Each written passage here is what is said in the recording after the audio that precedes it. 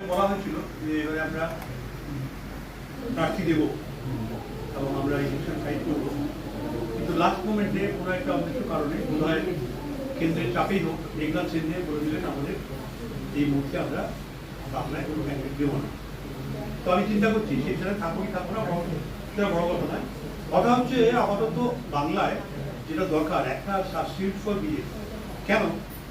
ভারতীয় জনতা পার্টি কেন্দ্রে একটু দুর্বল আছে এবং কেন্দ্রে দুর্বল থাকার কারণে তারা বাংলার উপরে অনেকটাই নির্ভরশীল। নতুন বিল পাস করতে হয়েছে, ওয়ান বিল থেকে সবাই জানেন কীভাবে সেই বিলগুলো পাস হয়েছে, কাদের সাহায্যে পাস হয়েছে। কেন্দ্রে বহুমত না থাকা সত্ত্বেও এই বিলগুলো পাস হয়েছে। এখন দুর্নীতি ইম্পর্টেন্ট থেকে পাস করতে হবে। কথা হচ্ছে এবারে বিজেপির টপ লিডারদের বক্তব্য হচ্ছে যে 2029 অব্দি দিদিকে ঘাটানো যাবে না।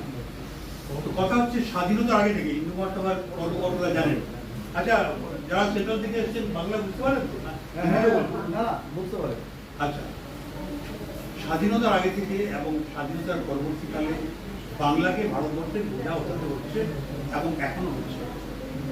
কেন্দ্রে ভারতের একটা স্ট্রং গভর্নমেন্ট দরকার, সেই জন্য বাংলার উপরেই নির্ভরশীল।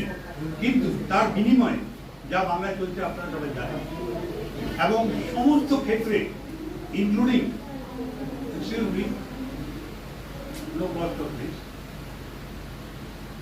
সমস্ত ক্ষেত্রে ইনক্লুডিং দ্য জুডিশিয়ারি এরকম একটা অবনয়ন হয়েছে যেটা ভারতবর্ষে স্বাধীনোত্তরকালে এরকম কোনো জায়গায় হয়েছে বলে শোনা যায় না। যেটা সুপ্রিম কোর্টের মাননীয় বিচারপতিরা বলছেন যে এটা একটা অভাবনীয় ব্যাপার চলছে বাংলায়, কিন্তু কোনো এক অদৃশ্য কারণে আমাদের বাংলাকে মানে ডিস্টার্ব করা হচ্ছে সরকারকে। অন্যান্য সরকার হলে পরে এতদিনে শ্রীঘরে থাকতেন ওনারা, কিন্তু কোনো এক অদৃশ্য কারণে সেটা হচ্ছে এবং হবে। তো এর জন্য দায়ী হচ্ছে বিচার ব্যবস্থার দুর্বলীকরণ। জাস্টিস মান্তার ঘরে ওনার ঘরে প্ল্যাকার্ড দেওয়া হয়েছিল। তারপরে অমৃতা সিনহা খুব কেয়ারলেস জাজ, ওনাকে আমি হাইকোর্টে প্র্যাকটিস করি, সবাই জানেন তো।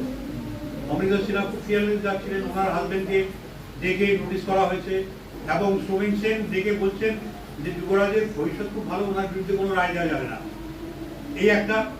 তারপরে জাস্টিস বিশ্বজিৎ বসু রিটায়ারমেন্টের কিছুদিন আগে ওনার ছবির উপরে পা মারিয়ে দেওয়া হয়েছে এবং চিফ জাস্টিস মাননীয় সুজয় পাল, তাকে আমি দায়ী করব।